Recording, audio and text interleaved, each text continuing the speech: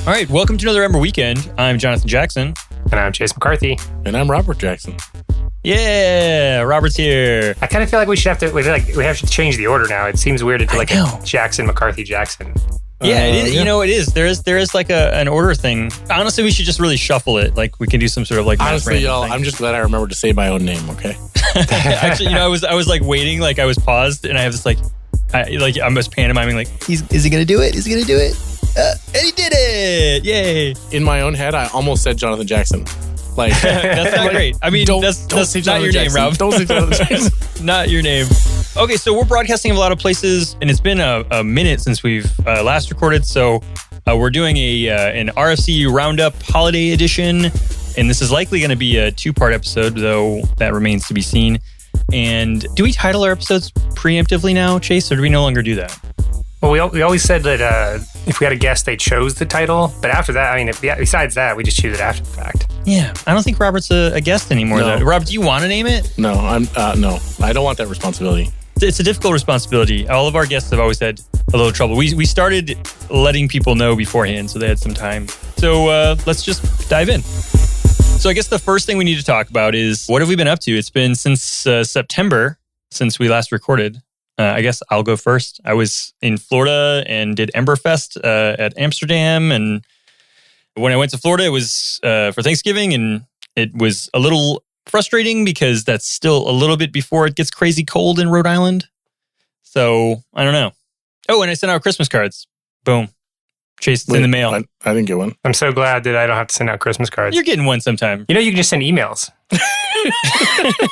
That's true. You can send emails. Accurate. Yeah, and they're instant. I feel like it loses a little something. It's definitely more efficient, though. Well, you can't attach a YouTube video to a Christmas card.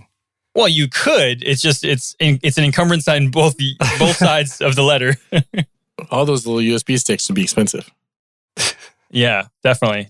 So what about you, Chase? What's new in your neck of the woods since we've been absent for so long? I think Code Days was the thing I did right in September. I don't know if we talked about that, but I gave a talk at Code Days, basically the same talk I gave in Kagi in Japan a few months before that. That was fun. I'd never been to Buffalo, never been to Niagara Falls. Now that I say this, I think we did talk about that because I remember talking a lot about Niagara Falls. I don't remember hearing about Niagara Falls. Well, I was talking about it for like days after that. Was it amazing? Was it Code Days? Yes. Oh, come on, Rob. You're better than that. No, I'm not. So yeah, then after that, Keeper Be Weird. That's a local one. That's in Austin. So I went to that. I think that's the last one. I'm never really sure because they said it was the last one, but I don't know if it was a joke because the whole conference is really weird and you just have no idea what's actually legit. Did that take place around Halloween this year as well? Yeah, well, it was actually after Halloween this year, which is different than the last few years that I've been. Yeah, that is strange. Yeah, but it was actually good timing. I think they did that specifically to line up with Matt's schedule because this was like the first time he'd ever been to one of them. That's cool. I saw pictures of that. It looked really exciting on Twitter. Yeah, it was great. Yeah, and then the last part is I'll be starting a new job in January at Heroku. Now, where, Chase? Tell me more. At Heroku. At Heroku. Very cool. So you're a Herokai already, or when do you start? January. Yeah, mid-January. It's going to be super fun. Yeah, I'll be on the dashboard team too, so it's all Ember all day. Nice. So much Embering. They've been doing Ember. I saw a post from Brian Reynolds, actually, in the Discord, and they have been doing Ember at Heroku for 4+ years. Is that right? Nice. Yeah. I think they started pre-Ember CLI. Definitely pre-Ember CLI. Yeah, totally. That's super cool. Yeah. All right, Robert, your turn. What have you been up to since September 4th or 3rd, depending on how we parse the dates? I did things, and then I did more things, and then I did more things, and then, now we're here, right?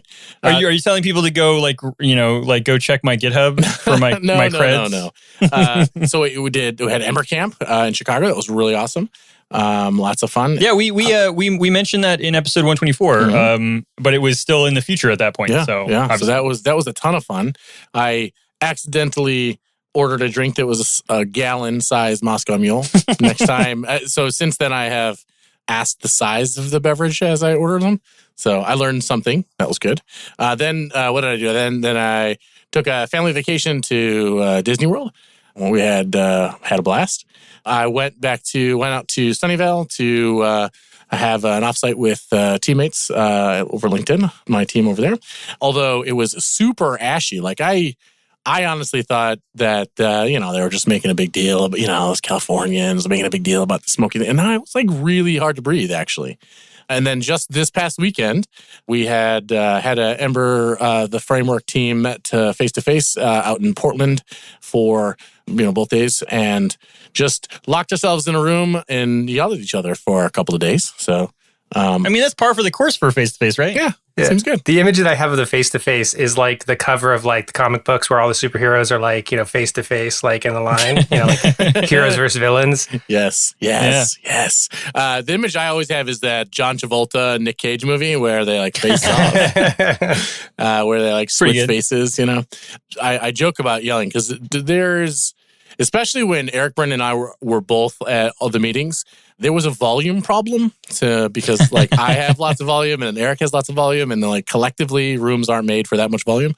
But recently we've been using the software called TCQ, which is a thing they use on TC39, I think. But it actually makes it really convenient to like keep an agenda, and then people can reply to talks, and it sort of cuts down on the interruption factor and the back and forth bantering and stuff, and sort of keeps things focused. Not that it's like possible to actually keep all of those people focused anyways, but it helped quite a lot.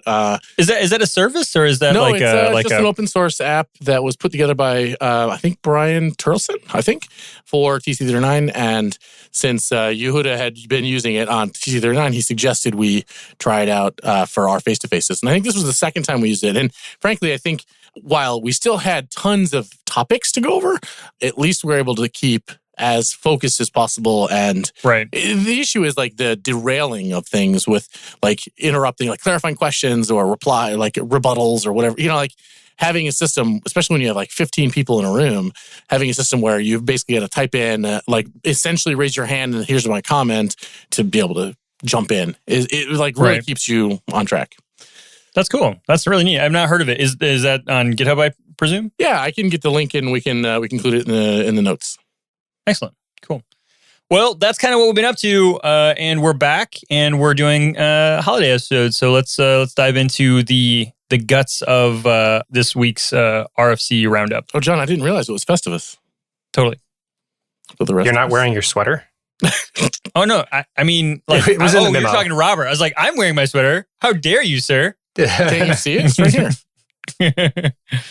All right, so in preparation for this episode, we reached out to our Twitter at Ember Weekend, all one word, and we got a couple of really great requests. We were basically trying to figure out what are the RFCs that people are most interested in hearing about, and we're going to kind of go through them. One of the questions that we got, though, is the one that I want to touch on first, and that is from Sam Selikoff, and he asked to hear our strategies for keeping up with the details of an RFC.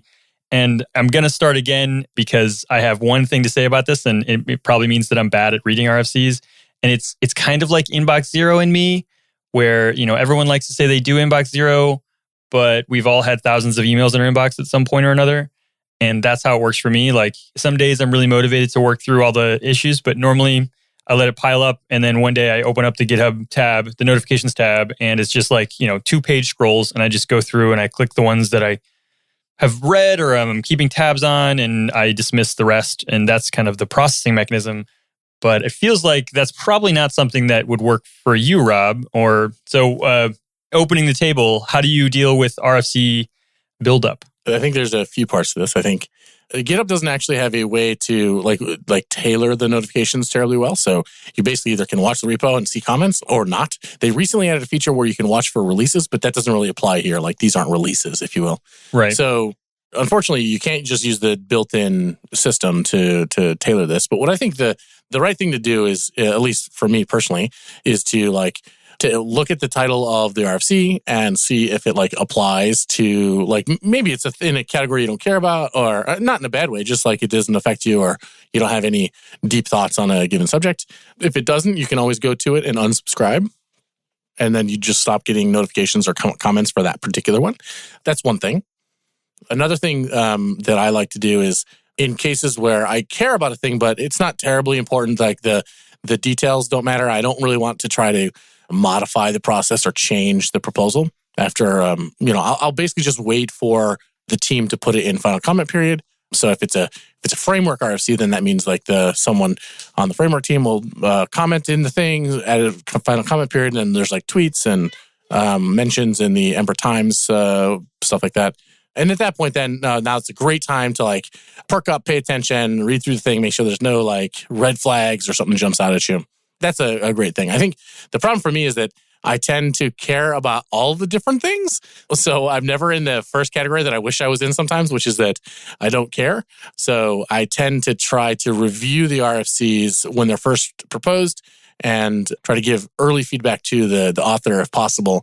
But that leads to another problem, which is I tend to find that once you like internalize like a given version of document, it's hard to know, like, unless the author just does diffs, like where they just keep adding commits, it's hard to see what's changed since the thing you remember, right? So especially if they just amend the commit, you really can't see, okay, well, I read it then, what's changed? How big is it changed? Have they updated the tweaks that I suggested? That kind of stuff. I think that was just a meandering answer for good luck. So it seems as if there is kind of a fire hose and you have to pick and choose your battles. Do you think that it is some combination of using GitHub issues as like the primary mechanism and then email as a secondary mechanism? Sorry. So when we're talking about GitHub notifications, I'm always talking about email because the thing in GitHub sucks. I've not found it to be deficient, but I don't deal with the same volume. So So I'll tell you, there are like, decades of practices around managing volumes of email, way longer than GitHub has been around. And, I basically just general notification flow. I have notifications come in via email. I triage them into like groups by category of project. Like maybe it's Ember CLI, maybe it's Ember source, maybe it's data, whatever, or one of my own packages, things like that. And then I skim them for like, maybe it's like an auto updater bot or something where I just need to go through and when they're green, merge them, that kind of thing. Maybe it's a direct mention of my name, that kind of thing. So anyways, there's way better flows. Okay. So you're saying email definitely is the priority and subscribing, unsubscribing is done via email, or do you're trying to avoid going to the main website for GitHub like as much as possible? So GitHub, I'm in the GitHub, like GitHub.com. I'm in there. Like I have many tabs of GitHub open almost all the time, like 100% of the time. Sure. But I just don't use it for notifications. So if I'm going to read the diff, I go to GitHub to read the updates. Some people are notoriously bad about submitting a comment with like a word and then editing it to be more pros. And if you just did the email thing, you would not see the updates because GitHub sends the email notification right away. Oh, I see. So you're saying if I say first and then I get the first thing in the comment and then I come back and edit it, I'll never see that. We were thinking the exact same thing. Yeah, I would never see the update. That's so there's funny. Sometimes when you can kind of tell, it's like, this got cut off in the sentence. Someone accidentally hit, Command Enter or whatever the button. I think that's Command Enter. I'm gonna start writing at the very top of every RFC. I'm gonna say first and then dash. Robert, please refresh your browser and like go to this issue to read my actual text. You know what I'm going to do? Delete. Just delete it. Done. Chase, what's your experience? I mean, okay, so just to be clear, I think you and I, Chase, we also use Ember Weekend as a mechanism for reviewing RFCs. Yeah, I was just going to say, like, I don't really have a practice because I, even though every app I've worked on has been able to keep reasonably up to release, it's not like I'm doing like beta stuff or I'm not really trying to like plan for some new RFC. So generally it doesn't like affect my job if I don't keep up exactly. So I kind of just like in Discord or when it was Slack, I would just keep an eye on announcements and then kind of see what comes out in newsletters. Yeah. And then this is kind of my prep. So we're kind of in a unique place. Most people aren't going to have a podcast where they can have an RFC roundup to do their refresher, but with somebody who's doing the email thing too, having Rob here helps a lot. Oh man, I could not deal with that. My email is a nightmare. My email is already polluted with junk. It's like I could not deal with parsing through all that other stuff. I've tried like every different email strategy too. I've never really found something that really like I like. Well, I do keep it. I do keep GitHub notifications for like open source separate from anything that's like either personal or work related. Like, so it's very straightforward during the day when I'm working on work, like to not have that like popping up all the time. Right. That makes sense. You know, but the beauty of my job is oftentimes I get to work on open source for work. So I guess it's not even as good of a filter anymore.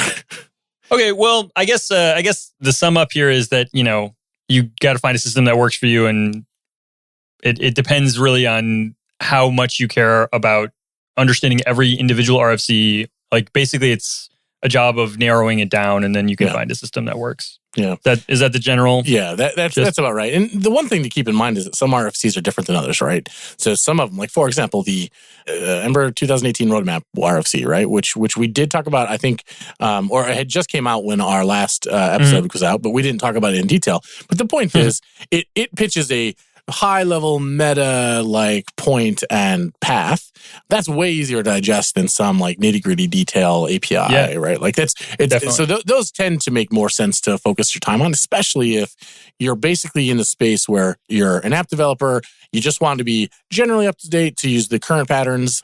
You don't really care about trying to use the bleeding edge of a thing. I think the best thing to do then is take a look at the Ember Times. It's going to give you some like 4 or 5 different snippets. It's a newsletter. You should go read it. It's also on emberjs.com/blog.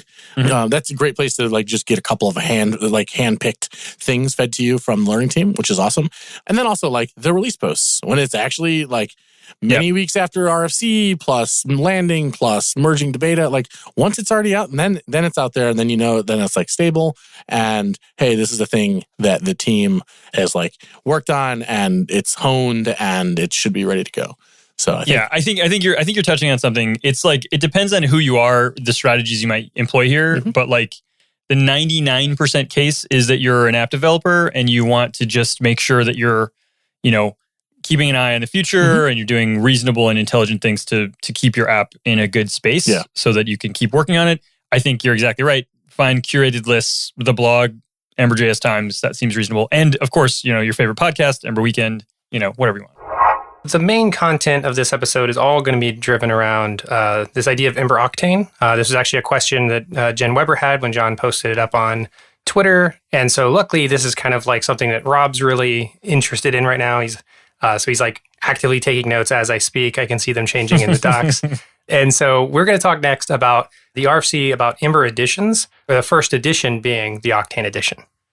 Yeah, and the editions like idea was definitely introduced right as we did our last episode in September. The Ember Times issue has the commit at the initial draft for the commit there was in like late August. And we definitely covered it, but we quote unquote covered it in that we made a joke about Octane. I think, Robert, you read the Wikipedia article for what Octane means, right? Mm-hmm. And that's not particularly helpful, but there wasn't enough meat there yet, I think, for us to go in depth like we plan to in this episode and the following episode. So I think now we're at a spot where we have more information. Is that right, Rob? I think so. Yeah, we've landed. We've landed the first, like the roadmap to 2018. That RFC was 364. So we landed that. And that basically laid out what Octane was going to be. And Octane is the first edition. And as unfortunately, the first edition landed, like the proposal of edition landed before the concept of editions itself has been accepted. So it's a little bit... I think that was the reason why we made that joke. Because I remember reading Octane. I was like, what is an Octane? What does this mean? It's a little bit of an order of operations faux pas, but essentially the idea of editions is roughly a concept where incrementally we can bundle sets of improvements together, improvements to the programming model, like to the way you're supposed to think about building apps, not necessarily at the level of individual APIs, but like high level, big picture things. And you'll see when we look at the other RFCs that are outstanding in Octane, you get a better idea of like why these are like really big hitters. And the key here is that it lets us do a few things. First of all, because we're so committed to December, and in our release cycle, our major version bumps they're always focused on just drop deprecated previously deprecated features, not adding new things. So that means that our major version bumps aren't like big feature releases, right? So then if we can't do that, that's what a lot of projects do. They'll say, hey, let's do a 5.0 or 6.0 or a 13.0. And here's some new features, right? But for us, it's really important that we don't do that, right? Because that means that people have cliffs. That means people can't upgrade. That means those are things that we fundamentally don't want to do. So additions, though, conversely, they're almost certainly not going to align with major version bumps because it's not about dropping features. It's about adding features. It's about features ready to use and adopt by broadly. It also so that's one thing. The other thing is it gives us a consistent, coherent way to talk about a bundle of features together. So if you go read a blog post, you can say, this is talking about the Octane edition or the maybe Era or whatever, right? But you're talking about, then you can assume that we're talking about this specific subset of features. Like for Octane, it's land a lot of the stuff we talked about, like modification, Glimmer components, native classes, stuff like that, Broccoli 2, and that kind of stuff. And then it's also not shipping with jQuery by default, or there's a whole slew of things that are going to be included in Octane. But when we say Octane, now boom, you have a mental checkpoint, like a bookmark to say, that means this collective group of features. So that's, I think, the biggest thing. And then I think thirdly, which I guess I thought I only had 2 points, but the third thing is give us a single way to talk about it, right? Now we can evangelize and talk about, hey, look at this awesome new programming model and new way to think about things. And we can talk broadly across people that may not be as familiar with the Ember land, right? Yeah, definitely. So I have a few questions, and I think many of these are kind of mechanical around. So a lot of these RFCs are in some level of completion or acceptance or comment, but many of them are already available as feature flags. Is there an Octane that I can just go into an existing Ember app and turn on the correct list of feature flags and have it work? Or is it going to be shipped in a different kind of way? I guess I just don't know the mechanics of how the additions are going to be implemented. Yeah, so that was one of the first things that we sort of dug into.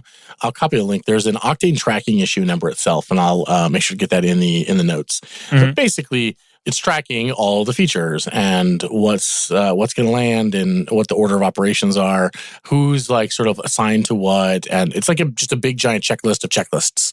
So that's the first thing. So it gives you a place to see, hey, what's the status? Where are we at? How are we doing? I think that's a good place to check in. Now, if you're talking about, hey, I want to make a new app and I'd like to try out the Octane thing and give feedback and whatever, the idea in the long run is that when you do Ember new, you'll get whatever the current edition is, right? So by the time we ship Octane by default, when you say Ember new, you'll get an Octane layout, which will be a modification, whatever set of dependencies or versions of Ember or whatever that includes. Mm-hmm. And in the meantime, we've got it set up so that the blueprint itself is being managed in a separate repo. And as some of you all know, you can just do Ember new -B and then another blueprint name. So it doesn't have to use the default app blueprint for Ember CLI. So I guess the very high level thing is there is a separate Octane blueprint for apps. And when you run that blueprint, you're going to get an app laid out with all the feature flags and optional features and packages and dependencies and all that stuff that Octane, the current status of the Octane edition has. And eventually, Ember New will emit that output, right? But for now, Ember New is still going to continue to emit the sort of same standard layout that we were used to while we settle and stabilize Octane. Okay, so expanding upon that, I guess maybe that kind of opens up the topic of the tracking issue that you mentioned. Is that its own RFC, or is that just a tracking issue at high level? How do these additions come to be? So obviously there are a bunch of features, but there are more features than the ones that are outlined in the Octane edition. How were those features chosen? Is it the intention of these RFCs to be cognizant of additions that they would likely be plugged into? Say I was to write a new RFC, should I factor in additions that are on the horizon? This is definitely a thing that we want to include in the Octane edition, and I have to convince the people who are working on the Octane ticket that this is in line with the goals, or I guess I just don't know. It's not as well defined how these additions will be created in the future, and maybe even how Octane was created. Is it all based off of face-to-face feedback by the core teams to incorporate the 2018 roadmap, or is it going to be some other mechanism? So I can talk specifically to Octane, and then we can talk about in the general future edition case, because we know a lot more obviously about what we have already done than we necessarily know about the future, right? So Octane, the first edition, is very specifically motivated by the 2018 community survey, the call for blog posts that we did earlier in the year, where we basically said, hey, tell us what features you're looking for. Tell us what you wish we had. Tell us what like rough edges that exist and stuff. We had tons of people fill out blog posts. I want to say there were like 40, 50, 60 blog posts. Like there was a lot of blog posts.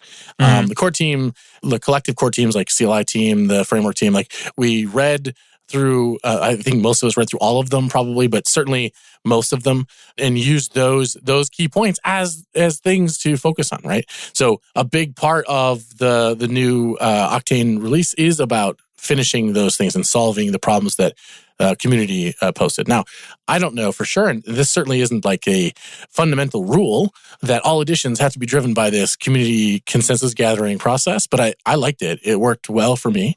Some of the things were a little bit difficult to read, and it's hard to sometimes hear people talk so negatively about, what I think of as my baby, like the thing that I care so deeply about. But it's good. It's healthy.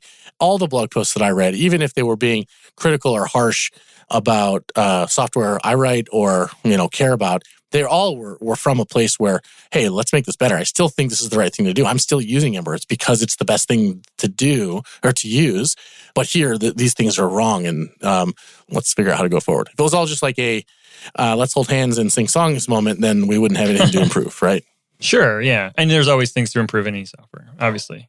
So that still begs the question, are there plans for future editions yet? Or is it kind of like, get Octane out of the way, and then maybe in the future, like, because there's a lot of work laid out by Octane, in the future, come up with a more formalized method for like dealing with future editions, or would it likely be community driven again? I think it's very likely to always be community driven. Like that's even if it was with the core team members themselves proposing ideas, we are of the community, right? Like the majority of us we work all over the place. We work on startups, we work in big companies, we work in small companies. Like it's a big tent, if you will. So I think that's part of it. But I do think I really like that call for blog posts. I like that process. I hope that continues. I can't say it will or won't. I don't know for sure. But okay. So there aren't official plans yet for the next ones. There's definitely no plan, as far as I know, to make another edition after this one, other than the general. Yes, we want to make more editions. Right. Okay. So this isn't a process so much as this is a reaction to the call for community blog posts and survey. It's definitely not. It's definitely not something like the release cycle or something like. Yes, so obviously we're going to have another release. It is like X weeks from now, right? Mm-hmm. It's more like, okay, well, as we build these features, like I will get into the details, but as we look at these features for Octane, we've been working on some of these things for a really long time, like 3 years more. So it takes time to queue up this sort of combination that demands like an addition level of like excitement and effort, and like it's both. It's lots of work, but it's worth the work, right? It's worth it to have this sort of new mental model, new programming model as we go. Right. When I imagine this, like how this is going to play out, it seems like it's either going to always line up in the middle of a major version, or if you have multiple editions in a major version, that means that one edition was kind of throwing out deprecation warnings for a very long time before, what if something was actually removed. Yeah. So, I mean, do you see it kind of playing out like that we would potentially just have one of these kind of land once in a major version? I would not be surprised to have multiple in a major. Also, I can say for sure that, I'm almost certain that they just won't line up with major version bumps, because that's the opposite of the point, right? Again, like our major version bumps are like culling deprecations, not adding features, and additions are about promoting and touting new features. So they almost certainly won't directly land on each other, right? But there's no reason, like with the technology that we're working on, the svelting and tree shaking and like bundling and those features, there's becoming less and less reason to have major version changes, right? Like to have breaking changes. I mean, not, other than marketing reasons, there's no real reason, because we can have the build system just drop dead code, right? And that's what Svelte is about. Well, that's included in the Octane edition and like that roadmap to 2018. Right. 2018 roadmap, sorry. So what Svelte is all about is that, hey, your app says, hey, I'm compatible with Ember 3.6 with no deprecations. And it literally just strips all of the features in Ember that are there for all the code that's there to support deprecated features. So you have zero cost, right? It's just dead code elimination, basically. And in development mode, if you use a deprecated feature, you'll get an error instead of deprecation notice. And then in production, it's just stripped completely. That's the pitch. That's the idea. That's the whole point behind the Svelte system. Mm-hmm. Right. Okay, well, that gives me a lot to think about in terms of additions. I kind of understand why you might want to use an addition rather than keying off of versions as we have historically, because you're right. With Svelte builds, a lot of times it's like, hey, check out the new 3.0 or the 4.0 or whatever. Look at all these new shiny things, but that doesn't need to happen that way anymore because of the new technology with build systems, right? Right, but also think about it the other way. The things we're introducing now, we don't plan for them to be gone in 6 weeks. We don't plan for them to be gone in 6 years. Right. We're not planning for them to be gone ever, right? So it's way better to not talk about them in version number terms because, 3.4's components are not that different than 3.5's components, right? That's the reason why the version number idea, it's not enough, right? The version numbers, yes, we're Semver, it's important. We're very dedicated to doing the Semver thing right. It is way harder than most people think that it is. If they say it's simple, they are wrong. And this isn't about that. This is about new features. And we're going to add these features without breaking anything. And we're going to do it. Well, at least in the case of the current set, we're not even adding deprecations, as far as I can tell, for any of these things. But we're trying to change the way we teach how to use Ember, right? Right. And we need a grouping, a bucket to put that work in, right? And that's what additions give us. Yeah, and you're right. It is really a good way for people to communicate and for us to get more enthusiasm about the really cool features that are happening in Ember. I think it is actually kind of difficult to explain. Oh, hey, we have really cool new things. We got rid of jQuery and all this other stuff, or you could have get rid of jQuery or whatnot, and tell that to somebody who is not an Ember developer, because they're just gonna be oh, cool, so neat. You're on 3.5 now. Neat. Weren't you on 3.0 last year? Yes, exactly. Well, yeah, but so many cool things. There's things. Mm-hmm, mm-hmm. Okay, yeah, I get it. Okay, so I guess that's gonna have to wrap up this episode. And I want to say that this is definitely going to be the first part of 2. We're going to talk about some other Octane issues in our follow-up episode to this. And I want to kind of go over the ones that we intend to cover, and we'll see if we get through all of them. And it's the removing jQuery by default, which is 386, rendering element modifiers, which is 415, Glimmer components, which is 416, tracked properties, which was brought up specifically by Eric Kelly. So thank you for reaching out to us on Twitter. We're definitely going to cover that in the follow-up, and object model decorators. And those are kind of the high-level ones that we want to talk about to kind of review the Octane edition in the follow-up episode. All right, so stay tuned. Next week, we will be back with all of that stuff. Well, we can guarantee this time that it's next week because we have to. Yeah, we have to do it, right? Oh, I was about to say, I thought you were about to remove all the mystery around the audio recordings. No. Next week at this time, we're also going to record. Yeah, exactly. In exactly 7 days, we will be recording again. And you'll be wearing the exact same sweater. Mm-hmm. That's right. Yeah, but it's going to say New Year's on it. I have a little pin for New Year's. Wait, is that when we're doing the feats of strength? Mm-hmm. Yep. And we're gathering around the Festivus pole. Okay, cool. So that is all we have for this week. But stay tuned for next time, when there will definitely be a lot of more RFCs. I'm Jonathan Jackson. And I'm Chase McCarthy. And I'm Robert Jackson. And we'll see you next weekend.